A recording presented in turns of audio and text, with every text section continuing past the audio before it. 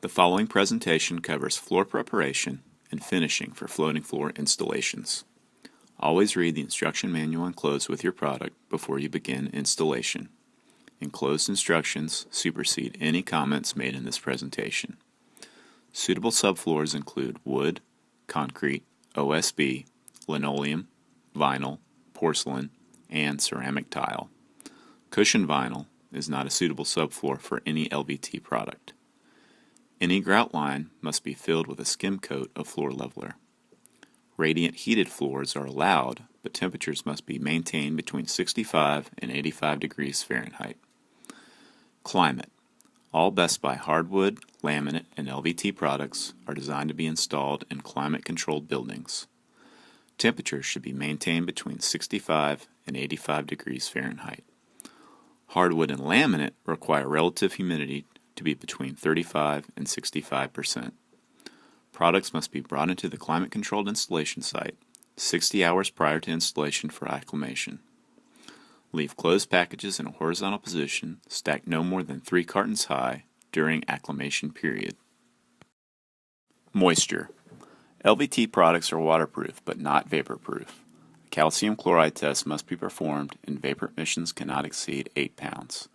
If vapor emissions exceed 8 pounds, a proper barrier must be applied to reduce the emission.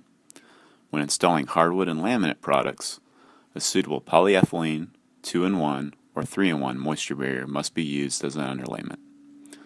Cushioned underlayment should never be used for LVT. Hardwood and laminate should not be installed in damp rooms or rooms that could flood. Wood subfloors must be suspended at least 18 inches above the ground. Adequate cross ventilation must be provided, and the ground surface of a crawl space must be covered with a suitable vapor barrier. Concrete subfloors must be tested for alkalinity.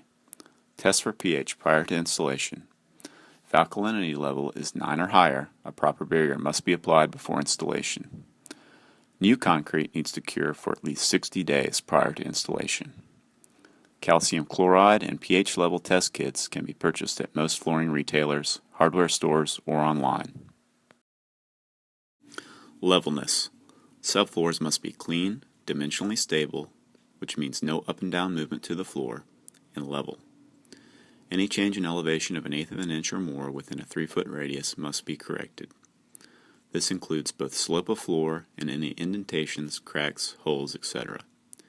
Using a cushion underlayment is recommended for hardwood and laminate, but is strictly not allowed for LVT. The simple diagram below is designed to demonstrate what is acceptable. It is not to scale. The dotted line represents level. The red mark represents 1/8 of an inch. Figure A demonstrates an acceptable slope. The change in elevation is less than 1/8 of an inch within 3 feet. Figure B demonstrates a slope that is not acceptable. The change of elevation is greater than 1/8 of an inch within 3 feet. This slope would need to be corrected before installation.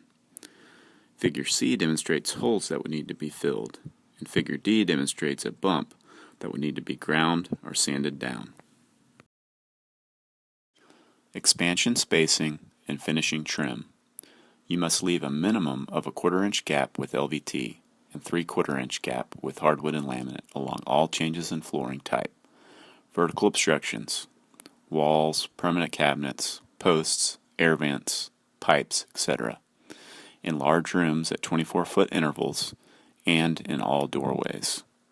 Use wood or MDF quarter round to conceal gaps along walls and obstructions. Use Best Buy supplied T-molds and or end caps to conceal gaps along changes in flooring, intervals in large rooms, and in doorways.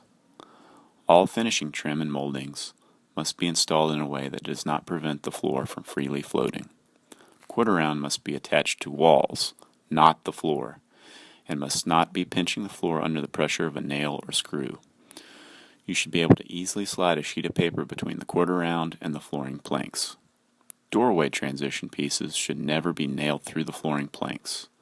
If transition pieces are attached to the subfloor, the floating floor planks should be able to freely float beneath and have the appropriate 1/4 inch expansion gap for LVT and 3/4 inch expansion gap for hardwood and laminate. This concludes our presentation for floor preparation and finishing for floating floor installations. For more information about installation or product, please visit our website, bestbuyflooringsource.com.